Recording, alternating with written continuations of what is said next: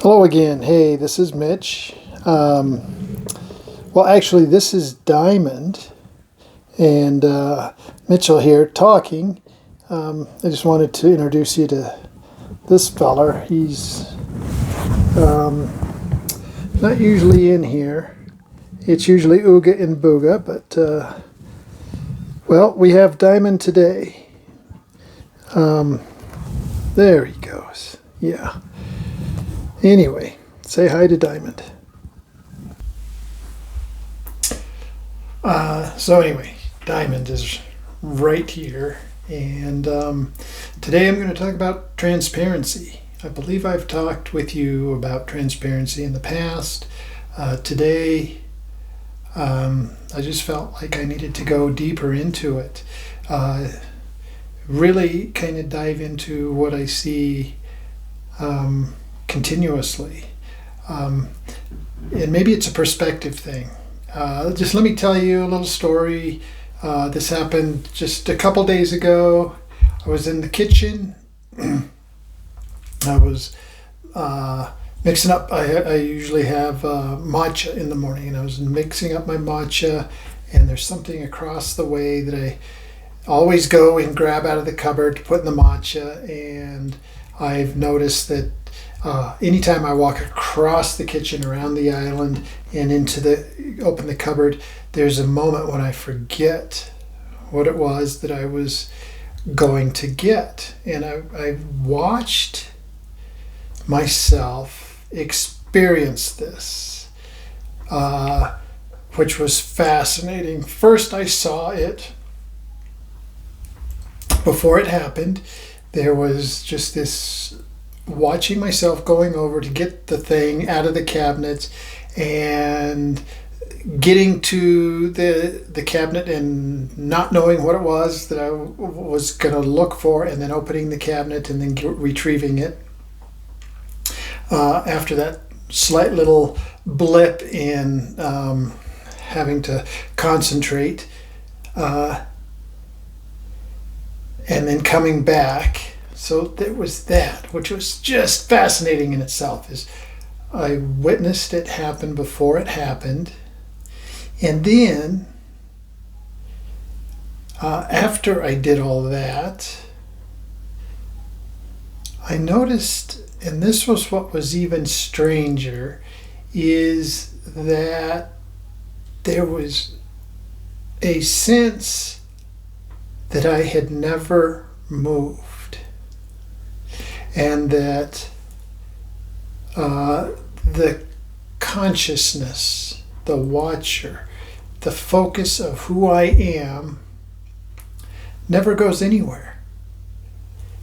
There's a sensation that the body moves, and all of this is part of this weaving of senses. And part of it, the way I interpret it, is that we are so pared down so that we're only operating in these 3 dimensions plus time. And so we have the ability to really focus exclusively on this thing that we call the physical body and the different things that it encounters. So when I was able to pull back with the focus into this place where all things have already always happened and nothing has never not been, some tricky little paradoxes there. But when I was able to bring up my focus to that level, then I noticed that all this sensation of movement and feeling and forgetting and remembering was just encapsulated within the experience of these few dimensions. So anyway, there was a bit of a pause. I don't know if you saw the video jump. Uga was out at the door, so we might have another one join us here. Anyway, confining ourselves to such a limited palette affords us a tremendous amount of experiential richness. And so that's what it is to be here. And, so definitely live your life here as rich as you possibly can. Oh, I've got another cat. Just a sec. All right. Uga came to visit. We'll try and focus a little bit here. So, like always, let's make sure that we're doing the basic breath. Okay. So in and out only through the nose, tongue to the roof of the mouth, slight gap between the teeth, and exhale is longer than the inhale. Breathing in and out through the nose stimulates diaphragmatic breathing. Diaphragmatic breathing really helps us to anchor ourselves in the parasympathetic. When we're in the parasympathetic, we trigger a whole bunch of great things. So that's where we're going to be today during this talk, is in the parasympathetic, oxygenating rather than oxidizing, simply by breathing in and out only through the nose. But getting back to this experience, what came to me in that was the idea of memory, and watching this body go and then have that memory lapse is like, I open the cabinet, but what is it that I'm going to get? That idea of memory, and that we have this physical repository of memory is, it's just a condition of really being anchored only in the physical. And the experience that was fascinating about that was being able to transcend with a different level of awareness out of the physical, seeing that memory was just a function of this personality and the different things that we go through. And part of it was to create a mixture of ingredients for a drink, something to activate and to satisfy the taste buds, the physical sense of taste, and then also this whole idea of wellness and health, and that while this particular drink is good for me, and these different things that I add to it enhance the physical body. Fascinating, and especially from the perspective of this has never moved. That this true I has never moved, even though the body appears to move all over the place all day long. But one thing that really came through was memory, especially because I was working with a patient later on that very day who had been very worried in our previous meetings about complications with potential dementia or forgetfulness, because her mother had passed away due to complications of Alzheimer's. And so she was worried about her own ability to retain memory. And so this idea of memory came back to me And it was something that I noticed was anchored only with this sense of being physical. And yeah, I'm here. I'm in this physical body. I'm experiencing this physical body. But as I've been doing these, what I've called the full body meditations, more and more, the anchor isn't quite as fixed with the mind. It's more in the body, and then I'm noticing that the body has connections on a far more multidimensional aspect, because even breathing. Let's take that for example. Simply by the law of conservation, for any of you who remember that from your physics and I believe it's also chemistry, everything that ever has been always will be. And by that very rule, we can consider that, for example, every 7 years, I believe, according to the math, I am breathing one of the very same molecules that Jesus breathed, and one of the very same molecules that the Buddha breathed, and for that matter, one of the very same molecules that Hitler breathed. So all of consciousness might be still here, and there's a memory that goes with it. With every breath we take, moving this cultural memory and this vast consciousness, and this memory is what holds all this together, right? So we have this large agreement that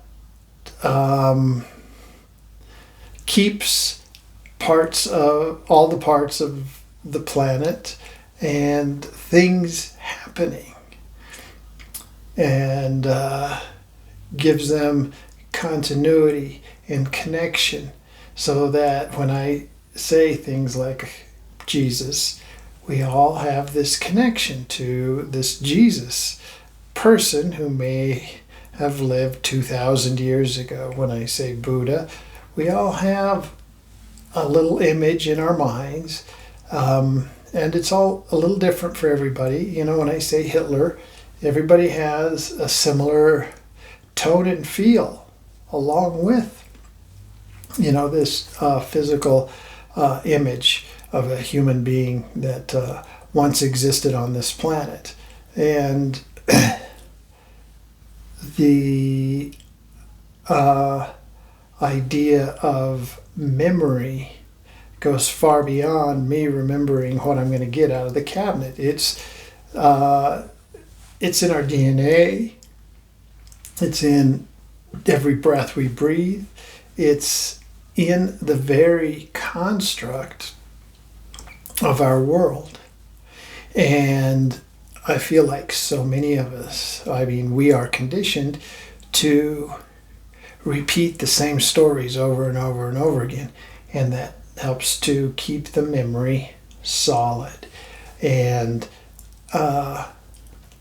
if we want to move forward, maybe we need to let go a little bit, loosen our grip on the stories of what have been, and start opening up our minds. Use our minds to open up to what can be. Because anchored in the memory of all that has been is still our body, the breath, and all the things around us. So we don't need to worry about those things near as much. We don't need to continually label things and repeat and repeat and repeat. Let's take this opportunity to expand our wonder, our creativity, our manifestation capacities, and project out what it is that we want to see. And I just dropped a video a couple videos back about be the change you want to see in the world. And that's what this is about also, is when you place yourself in the imagination of what you wish to experience, rather than going back and pointing out all that's happening and labeling it and criticizing it and praising it and giving it different emotional qualities. Spend some time in pure nothingness, in that place of pure creativity. Because what was fascinating, even in that experience where I noticed that I had never moved, this body continued to give feedback from its senses that said that I was in my kitchen, and it said that I was preparing tea, and that I was moving about in these ways. And then I had the experience of the taste, and I saw the whatever it was. I felt the cup in my hands, and the warmth of the water and the steam. All those things, they were as real as anything else, and especially they were quite real to the five senses. And in this place of very strictly limited dimensions. So bring what it is that you want to experience into these dimensions by loosening up your focus on what already is, and especially your criticisms of what already is, and the emotional connections. So much of what you are probably, most people are watching, especially if you're watching politics, is not so pleasant. Well, I guess it depends on who you are, but I think for a lot of people that would be watching this video, the political things are very unpleasant, and we get sucked into that. And so that unpleasantness is what has to show up within this 3D experience. When in fact, if I spent a little bit of time wondering and placing myself in other spaces, then I would, in the end, be bringing those experiences to this body, this three-dimensional experiencer. So I hope I haven't lost you with this. Again, it was just a fascinating experience. The being able to watch before it happened and see all that so clearly, and then to remove myself yet another level and know that all of this is very much just a very, very elaborate and well-constructed play. And boy, let me tell you, one of the side effects was just the pure giddy joy that fell out. I couldn't help but laugh. I was just kind of chuckling, and that just turned into a big laugh. It was just kind of like, oh my God, really? And then it was just laughing and then laughing and then laughing.